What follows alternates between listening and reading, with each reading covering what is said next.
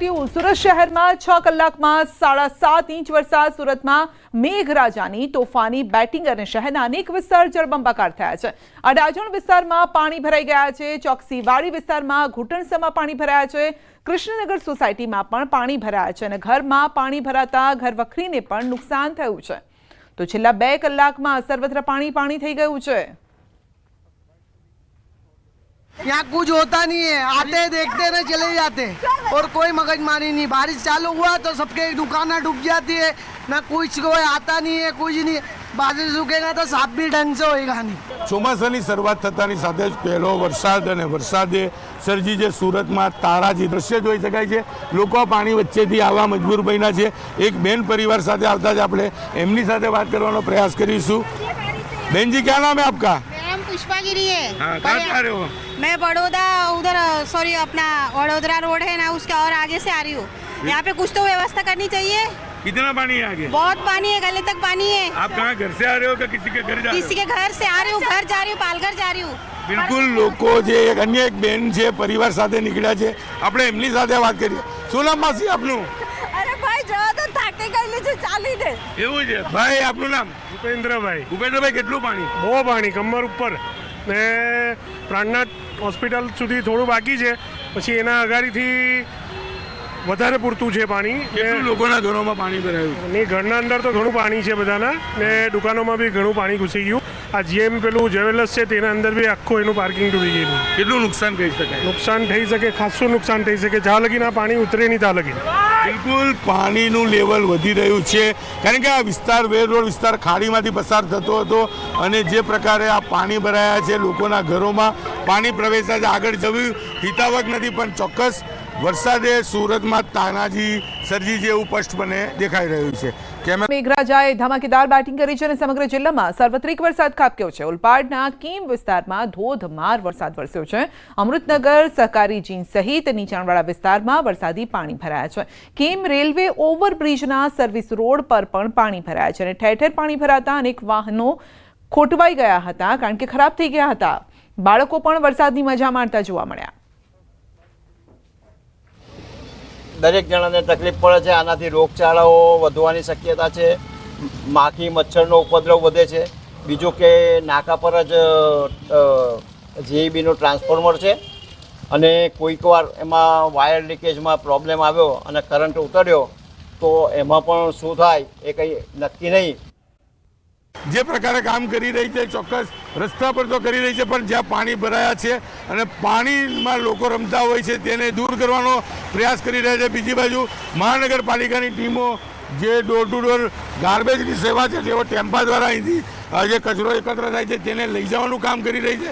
સંલગ્ન ટેમ્પા ચાલી રહ્યા છે, એટલે કે જે ડ્રેનેજોમાં જે કચરો છે ફસાયો માટે બી મહાનગરપાલિકાની ટીમો એક પછી એક પહોંચી રહી છે, એટલે કે મહાનગરપાલિકા પાણીનો નિકાલ થાય તે પ્રકારના પ્રયાસ કરી રહી છે। પણ એક વાત ચોક્કસ છે, પ્રી મોન્સૂનની કામગીરીમાં તંત્ર નિષ્ફળ છે અને નિષ્ફળ છે એ આ પાણી ભરાયાની ઘટના પર સાબિત થાય છે। ચોક્કસ આગ લાગે ત્યારે કૂવો ખોદો સુરત મહાનગરપાલિકાની ફિતરત છે અને તે જ અત્યારે જોવા મળી રહી છે। શહેરોમાં જળબંબાકારની સ્થિતિ છે। અનેક વિસ્તારો પાણીની વચ્ચે છે અને કેટલાય લોકો તો રસ્તામાં જ ફસાઈ ગયા છે, કારણ કે ઘૂંટણસમાં પાણી છે। વાહનો આગળ લઈને જવાય તે પ્રકારની પરિસ્થિતિ નથી, માટે શાળાઓમાં પણ રજા જાહેર કરાઈ।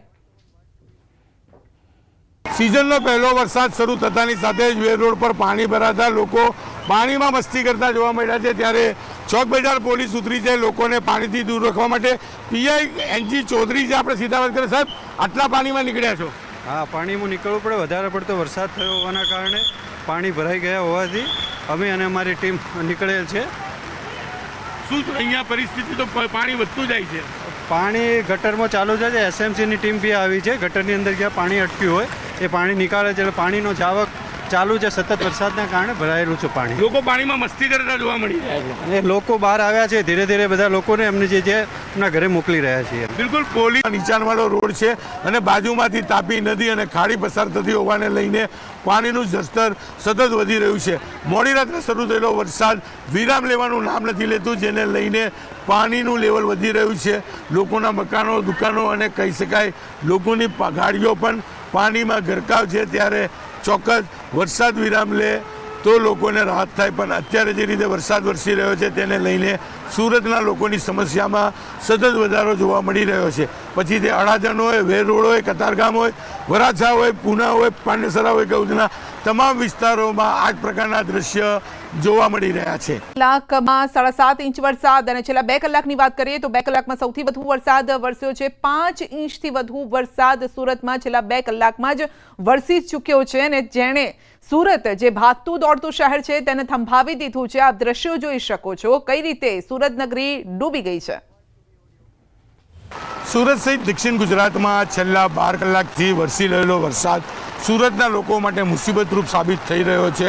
સુરતનો વેર રોડ વિસ્તાર છે અને અહીંયાથી આગળ સિંગણપુર, ડભોલી જેવા વિસ્તારો આવેલા છે. દ્રશ્ય જોઈ શકાય છે કે વેર રોડ વિસ્તારના મુખ્ય 4 રસ્તાથી લઈ જે પ્રકારે પાણી ભરાયું છે, જેમ જેમ આગળ જાઓ છો તેમ પાણીનું લેવલ વધી રહ્યું છે. અહીંયા આવેલી તમામ દુકાનો હોય, તમામ મકાનો હોય કે તમામ ગાડીઓ પાણીમાં ગરકાવ જોવા મળી રહી છે. અને જે રીતે વરસાદ વરસી રહ્યો છે તો વરસાદ વિરામ લીધા પછી 1 થી 1.5 કલાકમાં આ પાણીનો નિકાલ થતો જોવા મળે છે.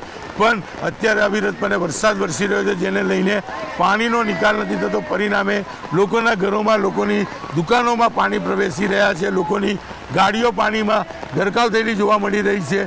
ચોક્કસ આ વિસ્તારના યુવાનો પાણીમાં મસ્તી કરતા જોવા મળી રહ્યા છે. પણ જેના ઘરમાં, જેની દુકાનમાં પાણી જાય, નુકસાન થાય તેને જ આ નુકસાનની ખબર પડે. પણ જે પ્રકારે કહી શકે ચોક્કસપણે પાણીનું સ્તર ધીરે ધીરે વધી રહ્યું છે. ત્યારે કહી શકાય કે અહીંયા હોસ્પિટલ, વરદાન હોસ્પિટલ અને આઈસીયુ આવેલું છે. કેટલાક પેશન્ટો પણ અંદર દાખલ છે. ત્યારે તંત્ર દ્વારા જરૂર પડે તો અહીંથી તમામ દર્દીઓને રેસ્ક્યુ કરવા માટેની વ્યવસ્થા કરવી પડે તેવી સ્થિતિ છે. કારણ કે આ વિસ્તારમાં આવેલી આ 2 હોસ્પિટલો છે કે જ્યાં આગળ મોટા પ્રમાણમાં આ વિસ્તારના લોકો સારવાર લેતા છે. આઈસીયુ પણ છે. ડિલિવરીની ઘણી બધી મહિલાઓ અંદર દાખલ છે. ત્યારે ચોક્કસપણે જરૂર પડે તો અહીંયા રેસ્ક્યુ ઓપરેશન કરવા પડે તેની તૈયારી બી તંત્ર દ્વારા કરવામાં આવી છે. 78 તાલુકામાં વરસાદ. સુરત શહેરમાં 6 કલાકમાં 7.5 ઇંચ વરસાદ ખાબક્યો છે. કામરેજમાં પણ 5 ઇંચ વરસાદ, માંડવીમાં 2, તાલાળામાં 1.5 ઇંચ, માંગરોળ, સાગબારા અને વ્યારામાં પણ 1.5 ઇંચ વરસાદ વરસ્યો છે. સુરત પાણી થઈ ગયું છે. કામરેજમાં પણ 5 ઇંચ વરસાદ, માંડવીમાં 2, માંગરોળ, સાગબારા, વ્યારામાં પણ 1.5 ઇંચ વરસાદ વરસ્યો છે. અને જે રીતે છેલ્લા 6 કલાકમાં વરસાદનું જોર રહ્યું છે, 7.5 ઇંચ વરસાદ સુરતમાં, એટલે કે જે રીતે આગાહી હતી આગાહી મુજબનો આ વરસાદ રહ્યો છે અને સુરત પાણી થઈ ગયું છે. સુરત ડૂબી ગયું છે. ઘૂંટણસમાં પાણીમાં લોકો ચાલી રહ્યા છે. 3 કલાક ગુજરાતના 6 જિલ્લા માટે ભારે છે. 4 વાગ્યા સુધીમાં 6 જિલ્લામાં રેડ એલર્ટ છે. 19 જિલ્લામાં ઓરેન્જ એલર્ટ છે. વલસાડ, સુરત, ભરૂચમાં રેડ એલર્ટ છે. નર્મદા, જૂનાગઢ, ભાવનગરમાં પણ રેડ એલર્ટ આપવામાં આવ્યું છે. એટલે આવનારા જે 3 કલાક છે તે પણ ભારે રહેવાના છે.